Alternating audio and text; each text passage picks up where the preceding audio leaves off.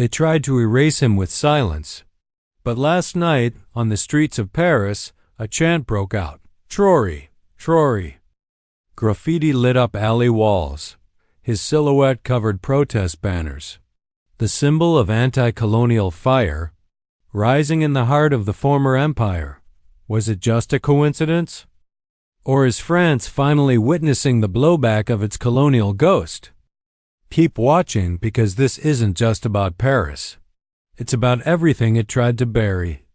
The camera pans over broken glass and burning bins. But the noise isn't just sirens, it's chants. France can't kill the dream of Thomas Sankara. Traoré is not alone. Videos flood TikTok and Telegram. In one clip, a French student cries while waving a Burkinabe flag. Why? Because for them, Traoré isn't a president. He's a symbol of the courage their own leaders lost. But symbols, they scare empires. And this one is now viral. It started with one video. A protester spray painting Traoré equals truth on a Paris bridge. By morning, the clip had 3.2 million views. No hashtags, no algorithm push, just rage, just resonance. French youth saw in Traoré what they stopped seeing in their own leaders: conviction without compromise. And in Ouagadougou, the images came back full circle. For the first time, the colonized were shaping the message, not the other way around. Élysée Palace said nothing, not a word. But silence in politics is like gasoline, it fuels fire. When Macron refused to acknowledge the protests, French media followed suit. They reported riots. They didn't mention Traoré, didn't mention Sankara, didn't mention why. Because if they did, France might have to admit something worse than unrest. That its grip on the narrative is slipping. And people are starting to write their own. A 19-year-old from Lyon posted this. We don't need guns. We have edits, filters, and subtitles now. Her reel? Split screen. Left side, Macron in gold-trimmed halls. Right side, Traoré in camouflage, barefoot on red soil. Caption. Guess who's more real? The revolution no longer needs leaders to fly in. It travels by airdrop, by meme, by signal towers. And in this war, the most dangerous weapon is a story that won't go away. French officials finally spoke. Not with concern, but with control. No evidence links these protests to foreign influence, they said. Then they did the exact opposite. They accused African trolls, blamed external destabilization. Funny how truth becomes foreign when it doesn't fit the agenda. Traoré didn't even mention France. France mentioned him, and with that, they admitted what the streets already knew. He got under their skin. Subtitles began appearing under French news clips. Not by the networks, but by dissidents. Every line of state narrative, translated, twisted, reframed. A new kind of journalism was being born, not in studios, on Discord, on Reddit, in WhatsApp groups run by students who never studied journalism, but knew a lie when they saw one. The empire built on information was being edited frame by frame. A TikTok creator posted a mashup, Traoré speaking, Macron pausing, a laughing crowd reacting. Caption. Who's really in control? Comment your thoughts. Does France still believe it owns the narrative? Like if truth needs no borders. Subscribe, because this isn't warfare. It's narrative rebellion. The algorithm didn't stand a chance. It boosted what people already felt. That this wasn't just viral. It was vindication. In Marseille, a giant Sankara flag was unfurled. Police rushed in. Too late. The image was already global. CNN blurred it. Al Jazeera amplified it. Twitter turned it into a header photo. This wasn't a coordinated revolution. It was organic. Like mold in a forgotten empire. Growing, spreading, feeding off neglect and denial. France wasn't under attack. It was under reflection. A clip surfaced. A child, maybe 10, wearing a cardboard crown that read President of Africa. He smiled. Behind him, his older brother spray-painted.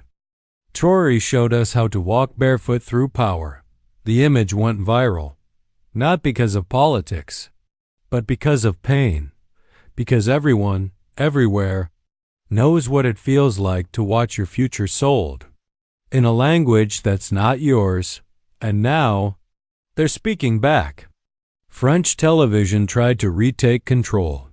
Talk shows featured Africa experts explaining the unrest. None were African. None had been to Burkina Faso. One panelist muttered, "They're confused. Traoré's no Mandela." The reply came not from a guest, but from a protester outside the studio window, holding a sign that read, "We're not confused, we're connected." The cameras blurred the window, but truth had already zoomed in. A video leaked. Paris Metro, line 4. An old man clutches his newspaper. On the front page, France faces chaos. Next to him, a girl in a school uniform whispers to her friend, "If Traoré was French, he'd be president by now." The old man listens. He doesn't argue. He folds the paper and stares ahead, silent. Sometimes rebellion isn't loud. Sometimes it's a sentence overheard. That rewires a decade of belief. In a cafe near Sorbonne, someone pulls up Traoré's speech. The one about turning soldiers into farmers. A student says, "France sends weapons. He sends shovels," her friend replies. Maybe that's the real threat. Subscribe now, because this isn't warfare. It's soil reclaiming sovereignty. Comment. Can a revolution grow if we water the right ground? The espresso cools. The world heats up. In Ouagadougou, Traoré doesn't celebrate. He watches. He reads. Every post, every edit, every meme, not to control it. To understand it, because this revolution has no central voice. It's a drumbeat of data, each protester a node, each video a pulse.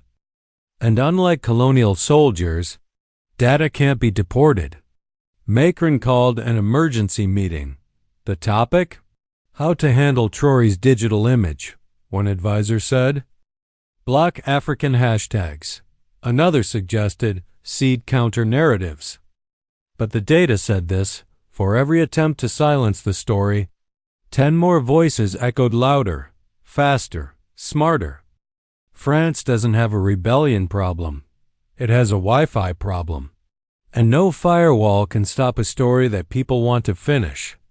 Outside the Louvre, someone pasted a poster. Traoré, painted like a Renaissance king, but barefoot, holding a hoe. Tourists took selfies. Police tore it down. By nightfall, 100 more appeared. Same image, different corners. The Louvre keeps colonial artifacts, but the streets keep the story alive. And the question lingered like graffiti in rain. What if the real masterpieces are the ones France tried to erase? A Paris professor went viral for this quote. We taught them democracy. They taught us memory. Burkina Faso hadn't just broken chains. They'd remembered who put them on. And memory is contagious. You can't colonize what's already awake.